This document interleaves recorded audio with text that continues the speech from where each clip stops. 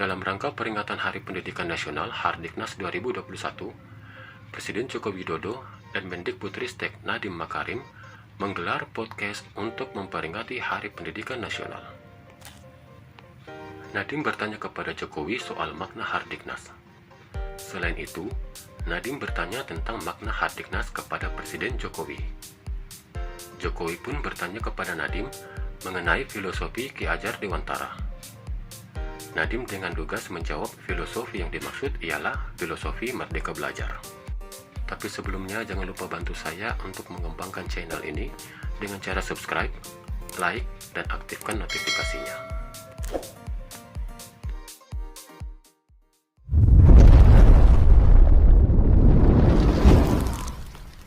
Assalamualaikum warahmatullahi wabarakatuh. Mendikbudristek Nadiem Makarim menggelar podcast untuk memperingati Hari Pendidikan Nasional. Dalam podcast tersebut, Nadiem memberikan beberapa pertanyaan kepada Presiden Jokowi. Dan Nadiem pun ditanya balik mengenai filosofi Ki Hajar Dewantara.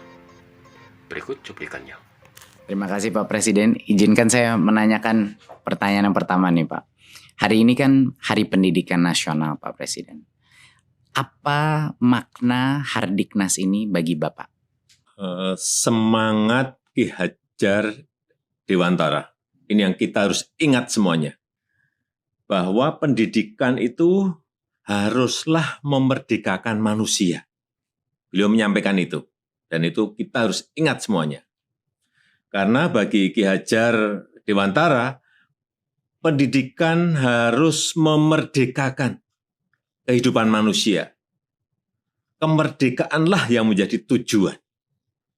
Jadi kita di Indonesia dengan berbekal pendidikan, semua orang boleh menjadi apa saja. Ini juga penting, perlu digarisbawahi. Tapi selain itu harus juga menghormati kemerdekaan orang lain. Untuk itu saya mau mengingatkan berhubung hari ini adalah hari pendidikan nasional, agar sistem pendidikan Indonesia sekali lagi haruslah memerdekakan manusianya dan membangun jiwa dan raga bangsa. Coba saya ingin juga bertanya pada Mas Menteri, apa filosofi Ki Hajar Dewantara yang terkenal di dunia pendidikan? Tentunya filosofi Merdeka Belajar Pak Presiden, itu yang Pak Presiden baru saja jelaskan. Tapi ada juga satu lagi yang pakai bahasa Jawa, ing ngarso sung tulodo, ing madyo mangun karso, tutwuri handayani. Nah ini yang artinya di depan memberi teladan, di tengah memberi bimbingan, dan di belakang memberi dorongan. Jadi sebenarnya esensi dari ini adalah jiwa kepemimpinan dari pendidik itu luar biasa pentingnya. Konsep gotong royong yang sudah kita buahkan dalam profil pelajar Pancasila itu sebenarnya arah Merdeka Belajar Pak Presiden. Jadi tadi apa? Ing ngarso sung tulodo, ing madyo mangun karso, tutwuri handayani. Saya kira semua kita harus ingat mengenai ini. Betul, betul. Jadi bisa kita gunakan sebagai analogi sekolah Pak. Sekolah-sekolah di depan yang sudah lebih maju, sekolah-sekolah penggerak misalnya, mereka yang memimpin dan melihat menjadi teladan. Sekolah-sekolah di tengah, mereka membimbing kelasnya mereka, melakukan transformasi di dalam. Dan sekolah-sekolah yang mungkin masih di belakang, itu diberikan dorongan dan mereka harus meminta ke dinas, ke pemerintah untuk bantu mengupgrade saya. Jadi itu salah satu filsafat gotong royong, tapi ekosistemnya Pak yang dikuatkan. Jadi menurut saya itu yang terpenting. Tapi menurut saya Pak Presiden, saya sangat setuju sama Pak Presiden bahwa kemerdekaan berpikir, kemerdekaan berkarya, kemerdekaan bertanya, pertanyaan-pertanyaan sulit, itu yang impian kami ya Pak untuk di kelas-kelas kita, sehingga anak-anak ini bisa merdeka dalam menjadi apapun yang sesuai dengan minat dan bakat mereka, gitu Pak. Sekarang kita dalam situasi pandemi nih Pak Presiden. Apa yang menurut Pak Presiden menjadi tantangan dalam mewujudkan pendidikan yang memerdekakan itu? Ya ini kalau kita gunakan cara-cara lama, ya pendidikan tidak bisa jalan di era pandemi ini, nggak akan bisa. Perlu cara-cara baru, digital, hybrid, ini dan kita harus harus cepat adaptasi, harus adaptif, kreatif dan ada inovasi-inovasi terus. Situasi pandemi seperti saat ini tidak hanya dihadapi oleh Indonesia saja. Semua negara mengalami, Seluruh lebih dunia. dari 215 negara mengalami. Dan pandemi ini mengubah secara drastis kehidupan kita. Dan untuk memutus penyebaran COVID, kita juga sudah memutuskan untuk pembelajaran jarak jauh, pembelajaran yang dilakukan secara daring. Dan tantangannya adalah bagaimana memastikan pembelajaran dapat tersampaikan dengan baik, terutama untuk yang pendidikan dasar. Dan ini guru-guru dituntut betul-betul untuk kreatif dan inovatif. Dan kondisi pandemi ini harus juga kita manfaatkan untuk mengevaluasi, mengkoreksi total dunia pendidikan kita. Pandemi juga jangan menjadi penghalang untuk mencapai kemajuan. Dan saya sangat berharap cita-cita untuk mencapai SDM unggul itu tidak berhenti. Agar pendidikan yang berkualitas bagi seluruh rakyat Indonesia ini benar-benar dirasakan oleh rakyat kita dari Sabang sampai Merauke, dari Miangas sampai Pulau Rote, semuanya merasakan. Sebenarnya banyak sekali Pak Presiden hal-hal yang sebelumnya intuisi kita sudah merasakan perlu ada perubahan di pendidikan, tapi karena pandemi ini itu menjadi jauh lebih jelas. Kesenjangan digital, akses internet yang tidak merata, ya kan, akses guru berkualitas yang tidak merata, penganggaran kita yang mungkin tidak memprioritaskan daerah-daerah 3T, Pak, itu semuanya Ketahuan semuanya. Ketahuan semuanya, kelihatan semuanya karena pandemi ini. Betul. Dan ini menjadi koreksi kita dan menjadi bahan evaluasi kita untuk kita perbaiki. Betul, Pak Presiden. Dan kita juga udah melihat, Pak Presiden, belum pernah kita melihat jumlah guru yang hari ini terpaksa untuk mempelajari berbagai macam platform pendidikan. Itu kalau tidak ada pandemi nggak mungkin, Pak. Bisa 10 tahun kita mencapai itu. Tapi karena pandemi, jumlah guru dan orang tua yang belajar teknologi, Pak, luar biasa. Dan mereka sekarang mengakses seminar-seminar online kita, partisipasinya semuanya memecahkan rekor-rekor. Jadi luar biasa semangat guru di masa pandemi ini. Dan sekarang kita sudah masuk dalam tahap vaksinasi. Nah, Pak Presiden telah memperjuangkan untuk guru dan tenaga pendidikan itu menjadi salah satu prioritas untuk vaksinasi, Pak. Tapi apa saja menurut Pak Presiden mengenai vaksinasi ini agar kemajuan pendidikan ini tidak terhalang? Apa menurut Bapak? Vaksinasi ini harus. Karena kita harus mencapai herd immunity, kekebalan komunal. Jadi kekebalan komunal juga harus. Karena kita punya target, ada target pendidikan yang perlu dari offline ke hybrid. Waktu itu Mas Menteri mendampingi saya toh. Iya, Pak. Ya, pemerintah sudah memulai vaksinasi bagi tenaga pendidik dan kependidikan. Ini agar apa? Agar para pengajar ini terlindungi dan juga anak-anak kita bisa terlindungi dan anak-anak kita juga bisa segera sekolah tatap muka tapi terbatas, muka terbatas. Harapan saya ini seluruh tenaga pendidik, tenaga kependidikan dapat segera divaksinasi karena saya telah menyampaikan ke Menteri Kesehatan beri prioritas. Dan dengan segala daya dan upaya, kita ingin segera mengembalikan anak-anak kita ke sekolah, tapi juga dengan catatan harus aman dari COVID. kita bisa segera mengejar ketertinggalan yang disebabkan oleh pandemi. Jadi kalau nanti sudah mulai tatap muka terbatas, betul-betul secara ketat harus menjalankan protokol kesehatan. Betul. Kemudian kita evaluasi setiap wilayah seperti apa. Dan setelah itu kita akan memutuskan lagi kebijakan ke depannya akan seperti apa. Gimana kira-kira? Dari saya, kalau menurut saya itu adalah hal yang terbaik Pak. Karena sekarang banyak sekali orang tua tidak diberikan opsi untuk tatap muka. Jadi menurut saya sudah sangat baik kebijakan bahwa kalau guru-gurunya itu sudah divaksin, sekolah itu wajib membuka opsi tatap muka Pak. Tetapi orang tua tidak wajib mengirimkan anaknya ke sekolah kalau orang tuanya tidak nyaman.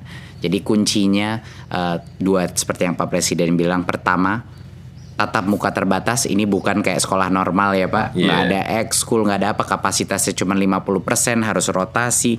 Dan yang kedua adalah haknya ujung-ujungnya itu ada di orang tua. Tapi saat ini kalau ada orang tua, pilihan aja mereka tidak punya di beberapa sekolah dan mereka mengalami banyak kesulitan. Jadi kami bekerja sama dengan Kementerian Kesehatan untuk memastikan mendorong Pemda-Pemda dan sekolah untuk melaksanakan vaksinasi dan melakukan tatap muka, Pak. Iya, yang penting akhir Juni itu vaksinasi untuk pendidik dan tenaga kependidikan harus sudah selesai. Karena nanti di tatap muka terbatasnya di bulan Juli kan. Iya, sebenarnya Pak, tatap mukanya udah bisa mulai jalan kalau sudah divaksin. Harapannya itu Juli hampir semuanya sudah ada opsi tatap muka. Jadi insya Allah bisa lebih cepat lagi Pak beberapa sekolahnya. Insya Allah Pak. Pak Presiden, izin bertanya, sebenarnya apa yang ada di benaknya Pak Presiden mengenai kemajuan yang Bapak ingin lihat terjadi dalam pendidikan di Indonesia ini? Pendidikan untuk semua. Artinya inklusif sampai ke pinggiran, sampai ke pelosok desa, pelosok tanah air. Tapi pendidikan yang berkualitas, Ya, itu kunci. yang kompetitif. Dua-duanya harus berjalan bersamaan. Ini kan yang saya tugaskan ke Mas Menteri. Justru dengan sekarang ini ada pandemi, terjadi percepatan untuk digitalisasi. Jadi kalau melihat di lapangan proses belajar jarak jauh yang kita lakukan, menurut Mas Menteri seperti apa? Banyak kendalanya. Banyak yang nggak punya HP, banyak yang nggak punya koneksi internet, dan kita melihat di dunia memang kualitas daripada pembelajaran itu ada penurunan. Tapi hal yang dipelajari para guru-guru dan anak-anak mengenai platform-platform digital ini menjadi suatu kesempatan emas bagi kita Pak Presiden untuk mengikuti perkembangan itu dan menggunakannya untuk transformasi pendidikan seperti yang Bapak bilang, hybrid. Walaupun anak udah kembali ke sekolah, nanti berbagai macam platform teknologi akan meningkatkan kolaborasi antara guru, orang tua, dan murid dengan cara-cara yang belum bisa kita prediksi, tapi kesempatannya banyak sekali Pak. Jadi sudah ada terobosan-terobosan. Sudah Pak. Ke sana. Ada beberapa. Ya, pertama yang saya bilang tadi adalah digitalisasi sekolah akan menjadi salah satu fokus utama di dalam program Merdeka Belajar ini. Tapi ada beberapa program-program yang sangat penting yang sudah diluncurkan Pak, walaupun dalam masa pandemi. Yang pertama adalah ujian nasional kita ubah menjadi asesmen nasional, di mana sekarang kita bukan mengukur informasi, tapi kita mengukur numerasi dan literasi kemampuan bernalar Pak, sesuai dengan standar internasional. Dan pertama kalinya di sejarah kita Pak Presiden, kita akan menambahkan survei karakter, di mana nilai-nilai Pancasila akan bisa kita ukur dan kita kuantifikasi per sekolah. Isu-isu seperti intoleransi, kekerasan seksual, dan perundungan bisa kita ukur Pak Presiden. Dalam per sekolah Pak, nanti ada peta-petanya gitu. Bagus sekali. Jadi ini program Big Data, salah satu program Big Data pertama kita Pak. Bagus Pak sekali. Presiden selalu menagih saya mengenai melakukan digital government. Jadi ini step pertama kita Pak. Ya itu lompatan yang ingin kita lakukan kan di situ. Betul Pak. Dan yang kedua Pak adalah program guru penggerak, di mana regenerasi kepemimpinan kepala-kepala sekolah kita, pengawas kita, guru-gurunya LPTK kita itu akan keluar dari alumninya guru penggerak Pak. Saya baru aja di Papua Pak, kemarin luar biasa, sama di Kalimantan Timur, banyak dari guru penggerak yang ikut program baru 5 bulan nangis-nangis depan saya Pak Presiden. Mereka nangis karena apa Pak? Mereka nangis karena menurut mereka program ini membuat mereka menyadari berbagai macam mispersepsi mereka mengenai apa artinya pemimpin di dunia pendidikan Pak. Jadi strategi kedua kita Pak adalah untuk meluncurkan regenerasi kepemimpinan. Kepala-kepala sekolah kita semua bakal alumni dari guru penggerak. Ketiga Pak, kita transformasi keuangan. Ini yang dengan dukungan Pak Presiden sangat membantu Pak. Dana BOS yang tadinya suka datang telat Pak di daerah, kita nggak lewat pemerintah daerah, langsung transfer ke sekolah biar kepala sekolahnya nggak perlu nalangin dulu. Biasanya minjem-minjem Pak sama orang tua untuk bulan-bulan pertama. Sekarang alhamdulillah transfer langsung. Kedua, kepala sekolah sekarang punya fleksibilitas Pak dalam penggunaan dana BOS.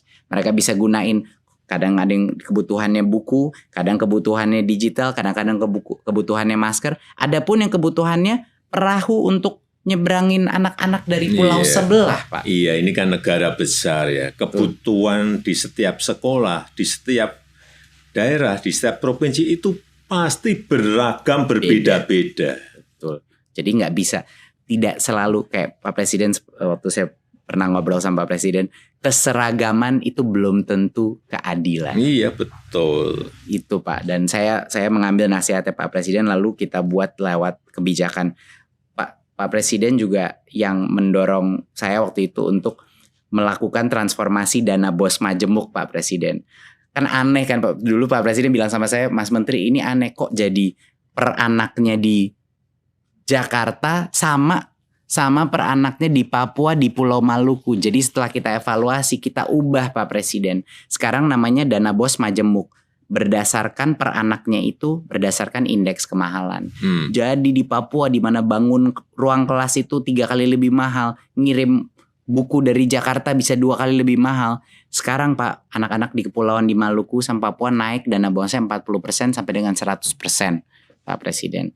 Ya itu yang namanya keadilan. Betul.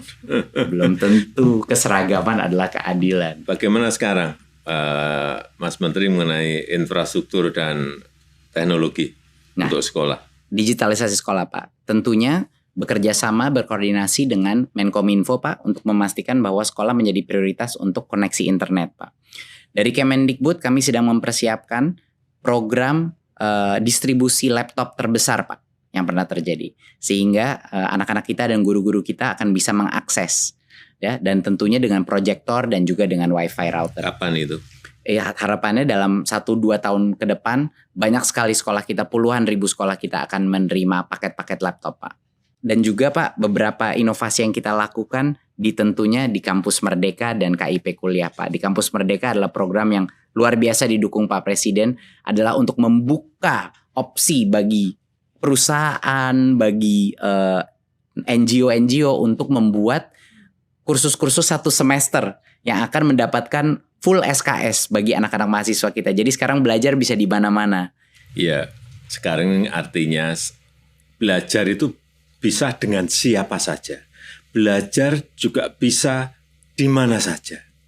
Dengan siapapun, bisa dengan perbankan, bisa dengan industri, bisa dengan